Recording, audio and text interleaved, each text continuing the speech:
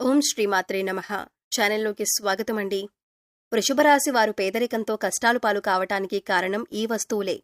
అలాగే జూన్ 3-4 తేదీలలో ఈ వస్తువులు ఎవరికీ ఇవ్వకూడదు. అలాగే మనం ఎవరి దగ్గర కూడా తీసుకోకూడదు. అలాగే కొన్ని వస్తువులు ఒకవేళ మీరు గనక ఇచ్చారంటే మాత్రం మీ జీవితం పూర్తిగా నరకంగా మారిపోతుంది. అలాగే ఈ రాశివారు జూన్ 3-4 తేదీలలో ఎటువంటి వస్తువులను ఇంట్లో ఉంచుకోకూడదు. ఏ దేవతారాధన ఈ రాశివారికి శుభ ఫలితాలనిస్తుంది? ఇటువంటి విషయాలన్నీ కూడా ఇప్పుడు ఈ వీడియోలో మనం వివరంగా తెలుసుకుందాం. కానీ అంతకంటే ముందుగా మీరు కనుక మన ఛానల్ని ఇప్పటి వరకు సబ్స్క్రైబ్ చేసుకోకపోతే సబ్స్క్రైబ్ చేసుకుని పక్కనే ఉన్న బెల్ ఐకాన్ నొక్కి ఆల్ సెలెక్ట్ చేసుకుంటే మేము ఇలాంటి వీడియోస్ అప్లోడ్ చేయగానే ముందుగా మీకు నోటిఫికేషన్ వస్తుంది. అలాగే వీడియోని ఎక్కడా కూడా స్కిప్ చేయకుండా చివరి వరకు చూస్తేనే మేమేం చెబుతున్నామో మీకు పూర్తిగా అర్థమవుతుంది. ఇక వివరాల్లోకి వెళ్ళిపోతే ఈ రాశివారు ప్రతీదీ కూడా వీరి జీవితంలో పోటీగా తీసుకుంటారు. అలాగే ఈ రాశివారి జాతకం పరిశీలించినట్లయితే కనుక వ్యాపారంలో చక్కగా రాణించే అవకాశాలైతే ఈ రాశివారికి ఎక్కువగా ఉన్నాయి. వీరి ఆలోచనలను ఎవరితోనూ పంచుకోరు. ఇక ఈ రాశివారు ఉద్యోగ జీవితంలో కూడా అంచెలంచెలుగా అభివృద్ధి పథంలో ముందుకు దూసుకువెళ్తారు. సొంతవారు లేదా తెలిసిన వారు వీరిని మోసం చేసే అవకాశాలు వీరి జీవితంలో కనిపిస్తున్నాయి. అతి దగ్గర స్నేహితులు కావచ్చు, ప్రాణమిత్రులు కావచ్చు, లేదా చుట్టుపక్కల వారు కానీ బంధువులు కానీ ఈ విధంగా ఎవరైనా సరే వీరి పట్ల వారి జీవితంలో కోలుకోలేని దెబ్బతీసే అవకాశం ఉంటుంది. ఈ రాశివారు వీళ్ళని నమ్మి మోసపోవటం అనేది ఖచ్చితంగా జరుగుతుంది. అందుకని వీరిని నమ్మకుండా ఉంటేనే చాలా మంచిది అని చెప్పుకోవచ్చు. మీరు మానసికంగా క్షోభకి గురయ్యేటటువంటి అవకాశాలు కూడా మీ జాతకంలో కనిపిస్తూ ఉన్నాయి. అదేవిధంగా మీ సంతానాన్ని అభివృద్ధి పథంలో నడిపించడానికి మీ జీవిత భాగస్వామి ఎంతగానో కృషి చేస్తారు. ఈ విధంగా మంచి చెడు అనే అంశాలు ప్రతి ఒక్కరి జీవితంలోనూ ఉంటాయి. మీ యొక్క జీవిత భాగస్వామి అన్ని అంశాల్లో కూడా మీకు సపోర్ట్ చేస్తారు. అందువల్ల మీకు ఎక్కువగా అనుకూలమైన ఫలితాలు కనిపిస్తూ ఉన్నాయి. ఈ రాశి జాతకం ప్రకారం వీరి జీవితంలో కొన్ని మంచి ఫలితాలు ఉంటే మరికొన్ని చెడు ఫలితాలు కూడా ఉన్నాయి. జీవితం అంటే ఎప్పుడూ సాఫీగా సాగదు. కొన్ని మంచి విషయాలు అలాగే కొన్ని చెడు విషయాలు జరుగుతూ ఉంటాయి. అలాగే ప్రతి మనిషి జీవితంలో మంచి చెడులు అనేవి ఖచ్చితంగా ఉంటాయి. ఈ విధంగా అయితే ఈ రాశివారి జాతకంలో కూడా కనిపిస్తూ ఉన్నాయి. ఈ రాశివారు ఈ వస్తువులను మాత్రం ఎవ్వరికీ అస్సలు ఇవ్వకూడదు. ఒక్కవేళ మీరిచ్చారంటే మాత్రం ఏరి కోరి కష్టాలను కొని తెచ్చుకున్నట్లే అవుతుంది. ఈ విషయంలో మీరు ఖచ్చితంగా జాగ్రత్తలు తీసుకోవాలి. ఈ ఒక్క విషయాన్ని మాత్రం మీరు తెలిసి కూడా నిర్లక్ష్యం చేశారంటే మాత్రం మీరు ఎనలేని కష్టాల పాలవుతారు. కాబట్టి వస్తువుల్ని ఎవరికీ ఇవ్వకండి. అవేంటంటే సుగంధ ద్రవ్యాలు. సుగంధ ద్రవ్యాలంటే మహాలక్ష్మికి ఎంతో ప్రీతికరమైన వస్తువులు. అంటే లవంగాలు, యాలకులు ఇటువంటి ముఖ్యమైన సుగంధ ద్రవ్యాలను మీరు ఎట్టి పరిస్థితుల్లోనూ కూడా ఎవ్వరికీ ఇవ్వకూడదు. మన ఇంట్లో ఏదైనా ఒక వస్తువు లేకపోతే మనం పక్కింట్లో ఉండేవారిని కానీ లేదా ఎదురింట్లో ఉండేవారిని కానీ లేకపోతే స్నేహితులు, ఇరుగుపొరు వ్యక్తుల దగ్గర ఆ వస్తువుల్ని తెచ్చుకుంటూ ఉంటాం. ఈ విధంగా కూడా మీరు యొక్క వస్తువుల్ని అస్సలు ఎవ్వరికీ ఇవ్వకూడదు. మీరు మర్చిపోయి కూడా ఎవ్వరికీ ఇవ్వకండి. దీనివల్ల మీరు ఎన్నో రకాల సమస్యలు, ఇబ్బందులు, కష్టాలు మిమ్మల్ని వెంటాడుతూ ఉంటాయి. మీ లక్ష్మీదేవి ఇంట్లో నుంచి బయటికి వెళ్ళిపోతుంది. ఆర్థిక పరంగా కూడా మీరు చాలా అంటే చాలా నష్టపోతారు. కాబట్టి ఈ విషయంలో సుగంధ ద్రవ్యాలను ఎవరైనా మిమ్మల్ని అడిగితే మీరు లేవని చెప్పటం చాలా ఉత్తమం. అది మీకు చాలా మంచిది. అంతేకాని మొహమాటానికి పోయి మీరు గనక ఈ సుగంధ ద్రవ్యాలు, లవంగాలు, యాలకులు ఎవరికైనా ఇచ్చారంటే ఖచ్చితంగా మీరు ఆర్థిక సమస్యలు, అప్పుల బాధలు అలాగే కుటుంబ సమస్యలను ఎదుర్కోవాల్సి ఉంటుంది. ఈ విషయంలో జాగ్రత్తలు తీసుకోండి. అలాగే ఈ రాశివారు పేదరికం అనుభవించడానికి కారణం ఈ వస్తువులే. మరి వీటిని తీసి వెంటనే బయటపడేయండి. మీ కష్టాలను తగ్గించుకోండి.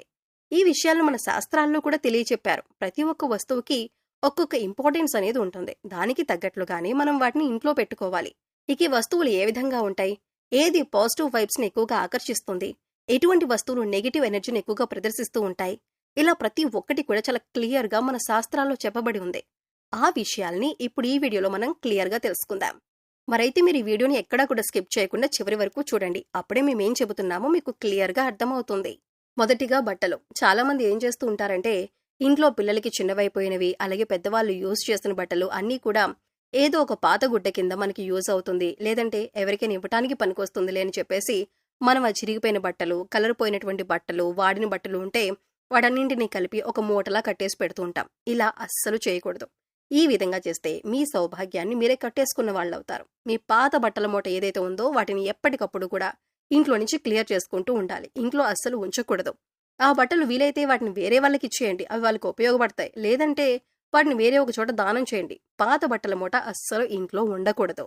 ఇక రెండోది, ఇంట్లో మనకి విరిగిపోయిన దేవుడు పటాలు కానీ లేదంటే విగ్రహాలు కానీ అంటే ఏవైనా వస్తువులు కానీ విరిగిపోయి పగిలిపోయిన వస్తువులు మనం కొంచెమే కదా అని ఉంచుకుంటూ ఉంటాం.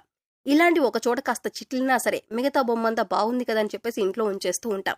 ఎప్పుడు కూడా దేవుడు బొమ్మలు కావచ్చు, పటాలు కావచ్చు, ఫోటో ఫ్రేమ్స్ కావచ్చు, అవి మంచిగా ఉండాలి. ఎక్కడో ఒక చోట విరిగిపోయినా, క్రాక్ వచ్చినా అటువంటి వస్తువుల్ని ఇంట్లో అస్సలు ఉంచకూడదు. అది ఎక్కువగా నెగెటివ్ ఎనర్జీని లాక్కుంటూ ఉంటుంది. దానివల్ల మన పాజిటివ్ ఎనర్జీ అనేది బయటికి వెళ్ళిపోతుంది. అలాంటివి కనుక మీ ఇంట్లో ఉంటే ఈ పటాలు కానీ, విగ్రహాలు కానీ ఇలాంటివి ఉన్నట్లయితే మీరు పారే నదిలో వాటిని నిమజ్జనం చేయాలి. అలాగే చాలా మంది చేసే తప్పేమిటంటే ఒకేలాంటి ఫోటోలు కానీ, విగ్రహాలు కానీ 4, 5 రకాలు తీసుకొచ్చి ఇంట్లో పెట్టేసుకుంటూ ఉంటారు. అలా కూడా అస్సలు చేయకూడదు. ఒక దేవతారాధనకు సంబంధించి ఫోటో పూజ గదిలో ఒకటి మాత్రమే ఉండాలి. అలా కాకుండా 4, 5 రకాలు తెచ్చిపెట్టారంటే మాత్రం ఈ రాశి వారికి చాలా అంటే చాలా నష్టం జరుగుతుంది.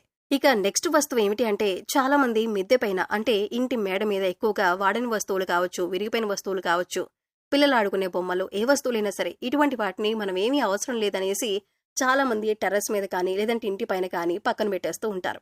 ఇలా కూడా అస్సలు చేయకూడదు. ఇలా కనుక మీరు చేస్తే మీకు ఫైనాన్షియల్ గా చాలా ప్రాబ్లమ్స్ అనేవి వస్తూనే ఉంటాయి.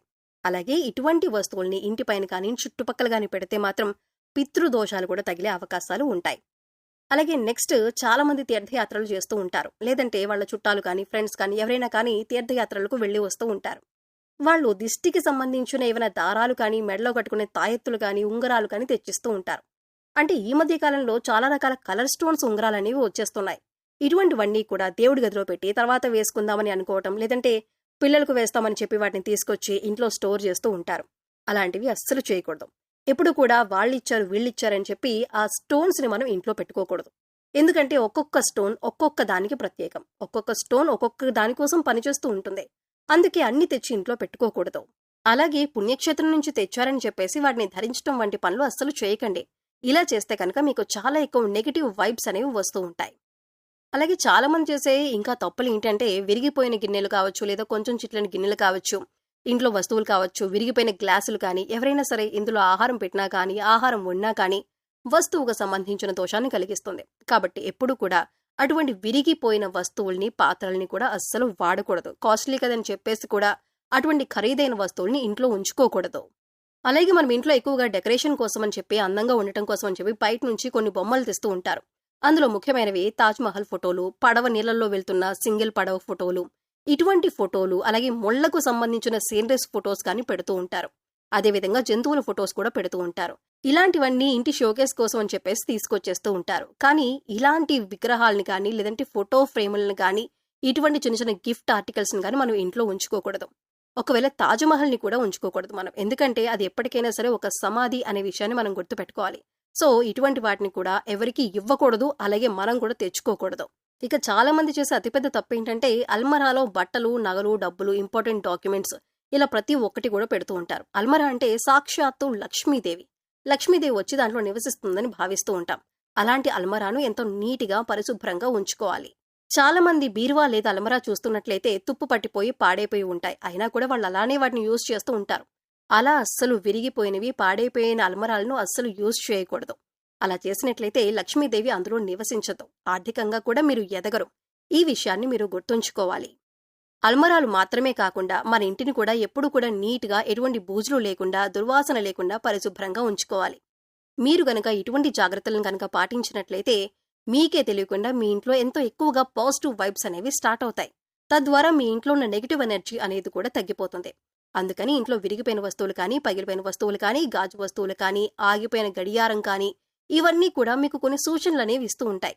వాటి వల్ల నెగిటివ్ ఎనర్జీ అనేది వస్తుంది. అది మీరు గమనించండి. సో తెలుసుకున్నారు కదండి. ఈ రాశి వారు జూన్ 3, 4 తేదీలలో ఇప్పుడు చెప్పినటువంటి కొన్ని జాగ్రత్తలు కనుక పాటిస్తే మీకు రాబోయే రోజుల్లో అంతా శుభం జరుగుతుంది. మీ కష్టాలు మీరే తొలగించుకోవచ్చు. పేదరికం తొలగిపోతుంది. అలాగే ఈ రాశి వారు ఎప్పుడు కూడా మీ ఇష్టదైవ నామస్మరణ చేసుకుంటూ ఉండండి. ఖాళీ సమయంలో దైవనామస్మరణ చేసుకుంటూ ఉండటం వల్ల మీకు పాజిటివ్ ఎనర్జీ అనేది పెరుగుతుంది. ఎందుకంటే కలియుగంలో కేవలం దైవనామస్మరణ చేసినంత మాత్రాన ఎంతో పుణ్య ఫలితాన్ని పొందుతారని పండితులు వివరిస్తున్నారు. ఈ వీడియో మీకు నచ్చినట్లయితే లైక్ చేయండి. మీ ఫ్రెండ్స్ అండ్ ఫ్యామిలీ మెంబర్స్లో వృషభ రాశి వారు ఎవరైనా ఉంటే వారితో ఈ వీడియోని షేర్ చేసుకోండి. అలాగే ఇప్పటివరకు మన ఛానల్ని కనుక సబ్స్క్రైబ్ చేసుకోకపోతే సబ్స్క్రైబ్ చేసుకొని పక్కనే ఉన్న బెల్ ఐకాన్ నొక్కి ఆల్ సెలెక్ట్ చేసుకుంటే మేము ఇలాంటి వీడియోస్ అప్లోడ్ చేయగానే ముందుగా మీకు నోటిఫికేషన్ వస్తుంది. మరో చక్కటి వీడియోతో మళ్ళీ కలుద్దామండి. ఓం శ్రీమాత్రే నమః.